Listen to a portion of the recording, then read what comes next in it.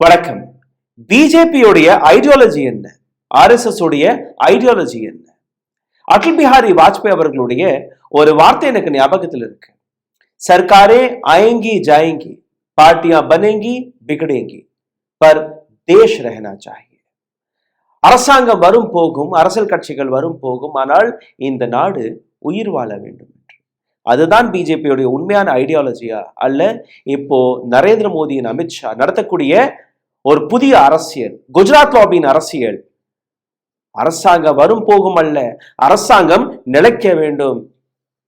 Power என்னைக்கு கையில் இருக்கோ அன்னைக்கு வரைதான் நமக்கு பாதுகாப்பு.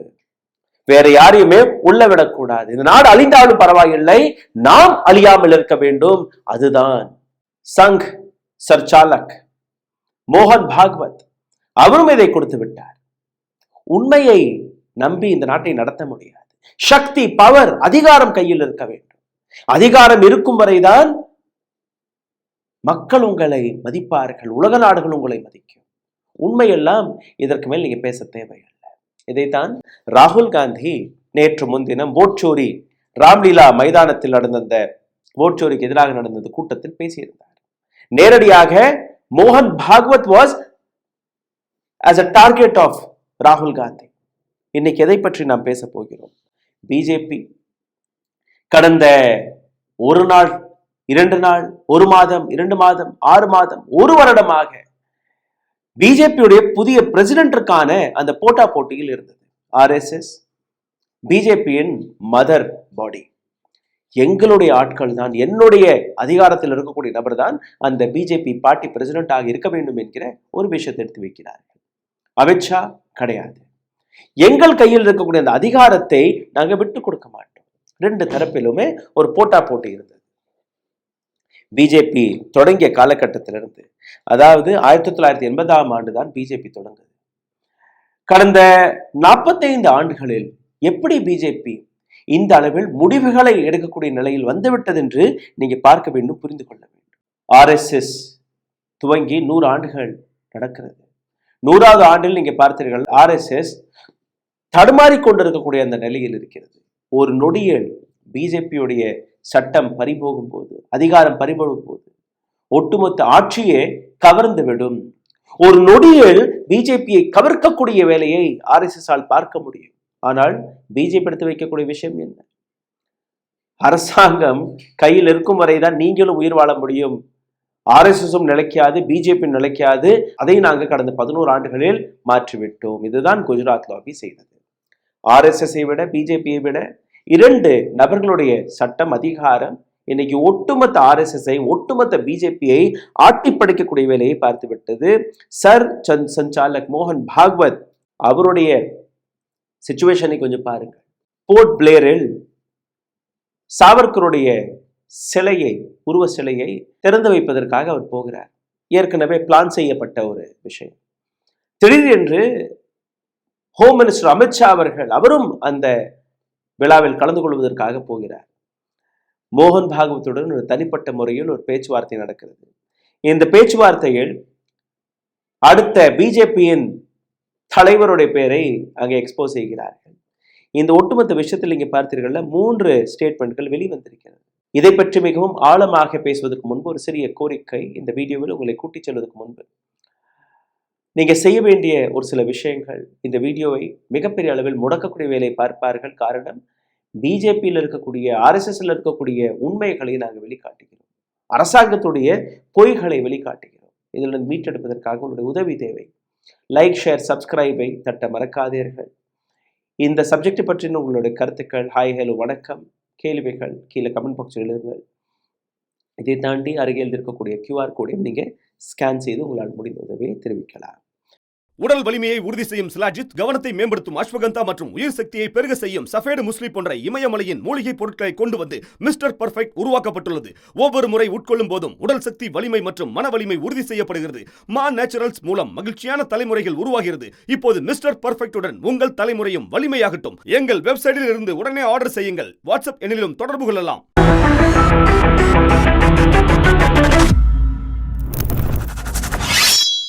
முதல் விஷயம் என்ன? நடந்தது நடந்துவிட்டது, தவறுகள் நடந்திருக்கு. இப்ப யூட்டன் அடிக்க முடியாது. யூட்டன் அடிப்பதற்கு அந்த டேங்கர், பெரிய டேங்கர் வச்சிருக்கோம், வளையறதுக்கு டைம் பிடிக்கும். அப்போ கொஞ்சம் நீங்க பொறுத்திருக்கணும். இதைத்தான் அமித்ஷா எடுத்து வைத்திருக்கிறார். நீங்க அவசரப்பட்டெல்லாம் இன்னி முடிவுகள் எடுக்க முடியாது. நாங்க எவ்வளோ மெதுவாக நிதானமாக அந்த யூட்டன் அடிக்க முடியுமோ நீங்க அதுவரை காத்து கொண்டிருக்கணும். அப்போ ஆர்எஸ்எஸ் வேற வழி இல்லை, யூ ஹாவ் டு வெயிட். ரெண்டாவது விஷயம் என்ன? பவர் என்னைக்கு வரை எங்கள் கையில் இருக்கும் அன்னைக்கு தான் நீங்களும் உயிர் வாழ முடியும். ஆர்எஸ்எஸ் உடைய ஐடியாலஜியும் நீங்க உயிர் வாழ வைக்க முடியும். அதனால் நீங்க விருப்பப்பட்டாலோ விருப்பப்படவில்லை என்றால் கூட எங்களுக்கு நீங்க சப்போர்ட் கொடுத்தே தீர வேண்டும். மூன்றாவது விஷயம் என்ன?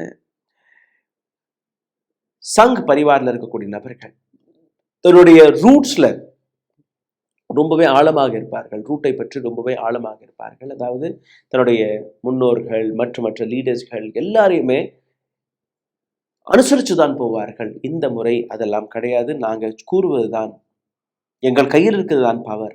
அப்போ அந்த பவரை தக்க வைப்பதற்காக, அந்த அதிகாரத்தை தக்க வைப்பதற்காக நாங்கள் எதை வேணாலும் செய்ய போகிறோம்.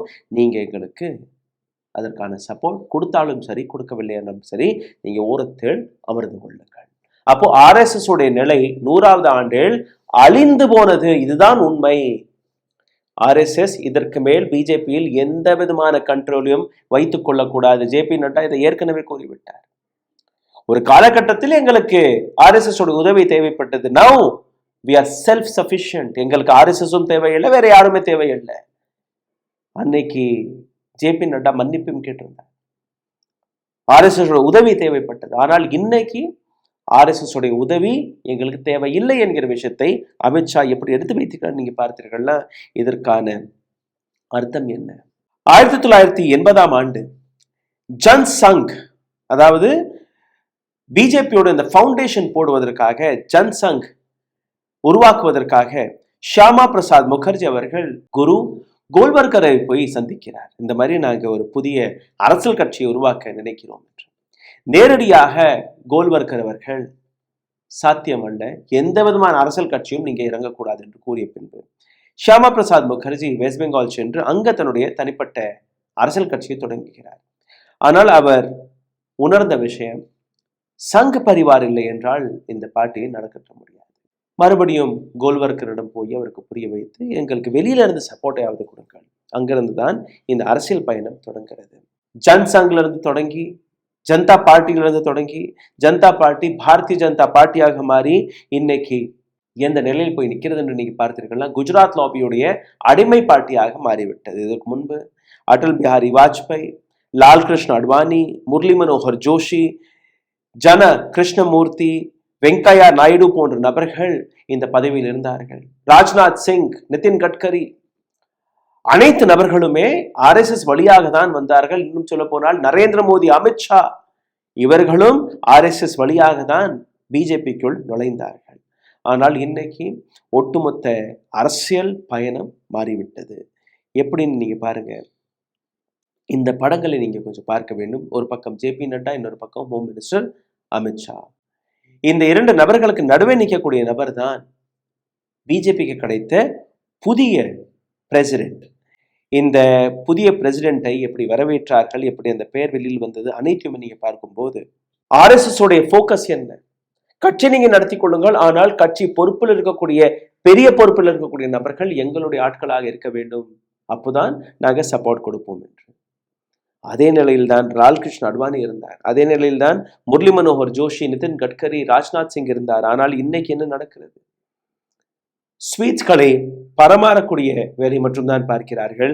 நீங்க பூமாலைகளை கொடுங்கள், வாழ்த்துக்களை சொல்லுங்கள், அவ்வளவுதான். இதற்கு மேல எதுவுமே கிடையாது. சங்க பரிவார் அமைதியாக இருக்கிறது.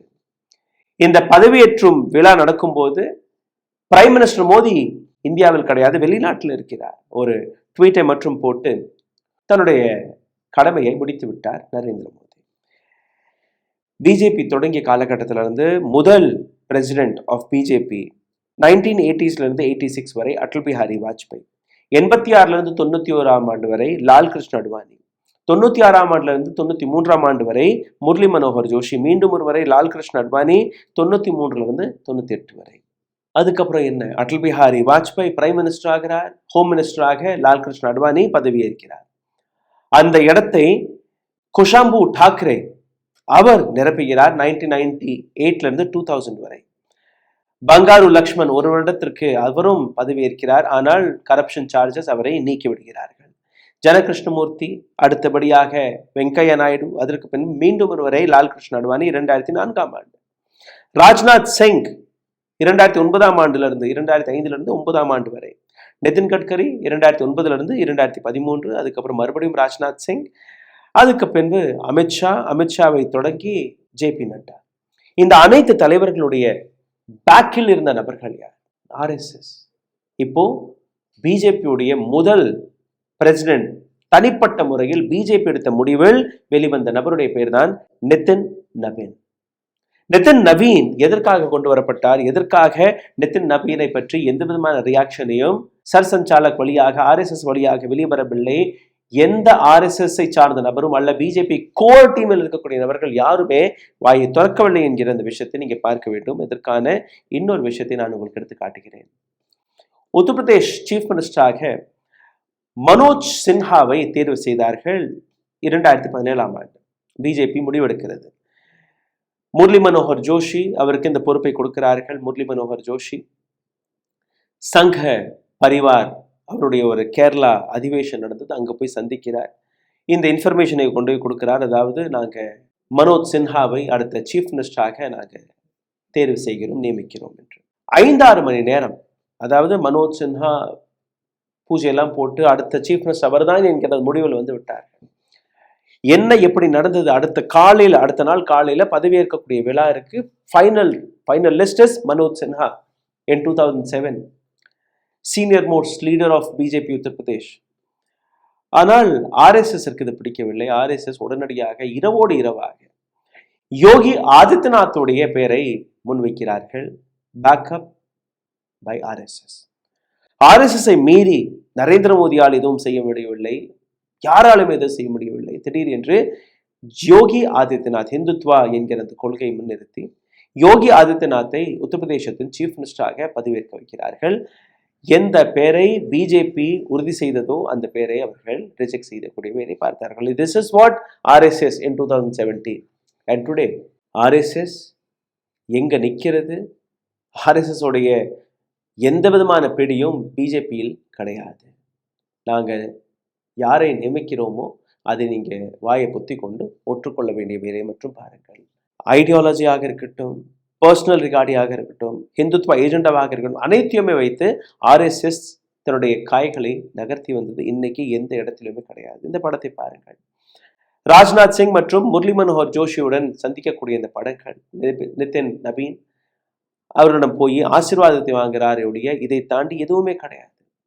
ஹோம் மினிஸ்டர் அமித்ஷா மற்றும் ஜேபி நட்டா இந்த 2 நபர்களுமே ஒரு மெசேஜை கொடுத்திருக்கிறார்கள். இதற்கு மேல் நாங்கள் தான் இந்த கட்சியை நடத்த போகிறோம், இந்த ஆர்கனைசேஷன் நடத்த போகிறோம். சங்க பரிவாருக்கு எந்த விதமான இடம், எந்த விதமான அதிகாரமும் கிடையாது. உங்களுக்கு அந்த அதிகாரத்தில் இருக்கக்கூடிய அந்த இடத்தையும் நாங்கள் தான் உருவாக்கி கொடுத்திருக்கிறோம். டெல்லியில் 150 கோடி ரூபாய்க்கான இந்த மாளிகையை நாங்கள் தான் கட்டி கொடுத்திருக்கிறோம். எங்களை நீங்கள் பகைச்சு கொண்டீர்கள்னா ஆர்எஸ்எஸ்ஐயே அழித்து விடுவோம் என்கிற ஒரு மெசேஜை இவர்கள் கொடுத்திருக்கிறார்கள். யோகி ஆதித்யநாத், தேவேந்திர ஃபட்னவிஸ், ஏக்நாத் ஷிண்டே இவர்களுக்கும் மெசேஜ் போயிருக்கிறது. நிதின் கட்கரி, ராஜ்நாத் சிங் அவர்களுக்கும் மெசேஜ் போயிருக்கிறது. என்டிஏவில் இருக்கக்கூடிய கூட்டணி கட்சிகள் அவர்களுக்கும் மெசேஜ் போயிருக்கிறது.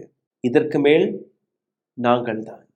நம்பர் 1 நரேந்திர மோடினா, நம்பர் 2 ஸ்தானத்தில் இருக்கக்கூடிய அமித்ஷா அடுத்த பிரைம் மினிஸ்டர்.